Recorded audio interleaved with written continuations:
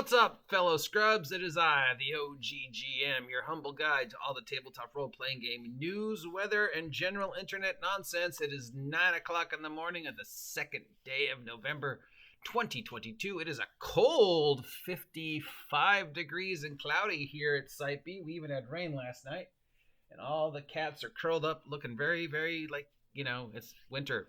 Hibernate. Why are you talking? Anyways, it's Wednesday, which means it's time to take a look. No Shave Wednesday. I'm growing it in. No Shave November. It's time to take a look at all the tabletop role-playing game news, weather, type products that physical... I can speak. Don't listen to me. All the tabletop role-playing game physical product that should be on the shelves of your friendly local game store. That's Dreamworld Collectibles here in Ventura, California. But don't take my word for it. If there's something I mentioned that you're interested in, call ahead to make sure it's in stock at your friendly local game store. That's Dreamworld Collectibles here in Ventura, California. With that said, let's take a look at what's available this week. There's not a lot. It's a slow week. Holidays, you would expect more, but I guess sort of we're all on bated breath, waiting to see what's going to happen next with the never-ending Wizards of the Coast OSR controversy, money, so who knows why. I would expect more products out this week, but there's not, and I'm not sure why, other than maybe, it's like, it's like GTA. Wizards of the Coast is in front and is laying sticky bombs down, and the rest of the gaming community is like carefully moving down the road, hoping not to be hit in the sticky bombs or caught in the backlash of a Wizards of the Coast explosion. So people are like, should I release this now, or should we wait to see what Wizards of the Coast does next that's going to destroy the gaming industry? That said, let's take a look. All right, from Steamforged Game, we have another Epic Encounters. Those are those $50 boxes with tons of figures in them. This one is a Cove of the Dragon Turtle featuring a huge dragon turtle miniature on the cover of this vlog. Some other miniatures. Looks like it's just the dragon turtle and a map. Nothing else for this one. That's unusual because usually they throw in like 10, 15 figures.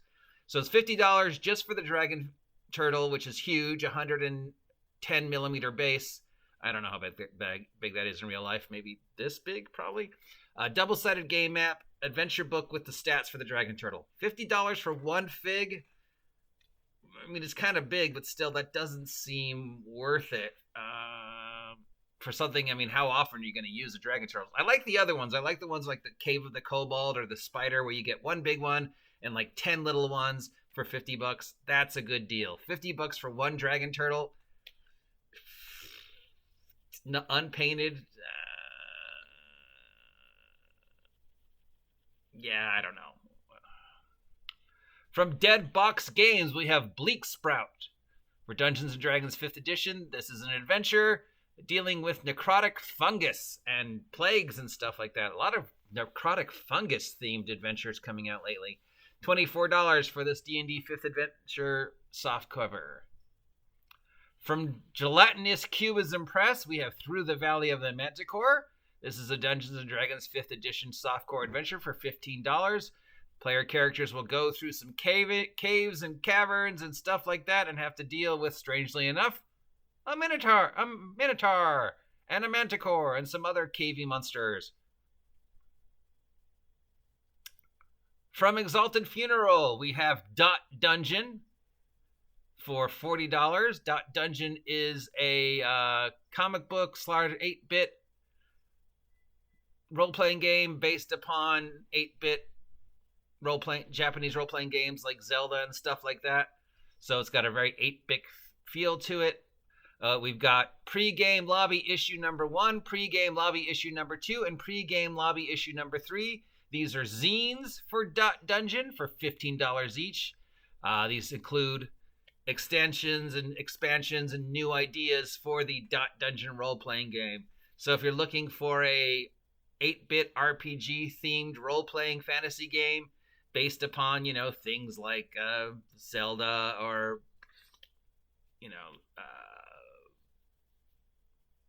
Flower Empires or Ocarina of Time or just that style of, game, And then they have some zines for that game.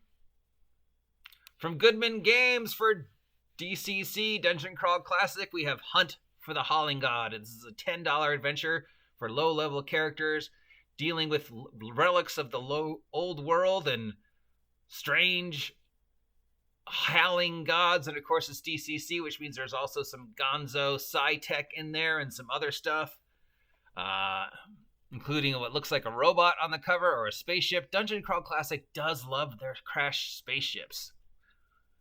From Mephidius, we have Shadows of Atlantis. This is a hardcover supplement for Octon Cthulhu for $50. We have Nebula of Mirrors, which is $25, and TAG, which is $23. In Octon Cthulhu Shadows of Atlantis, the PCs embark on a globe-spinning adventure that takes them to the dawn of the Secret War and dealings with the Shadows of Atlantis. Nebula of Mirrors draws the player characters into the deepest secrets of the human sphere, where they are portrayed by friends and enemies. And TAGS is something to do with insects and taking over the world, something like that. Can the PC fight mutant insects trying to take over the world? These are all from Modifius. Shadows of Atlantis is $50. Nebula of Mirrors is $25. And TAGS is $23. And that's pretty much it this week for Tabletop Role-Playing Game print product. Hey, speaking of Tabletop Role-Playing Game print product, do you want to know the final results on Radiant Citadel? Because we have all the final review roundups and sales numbers, and they're not good.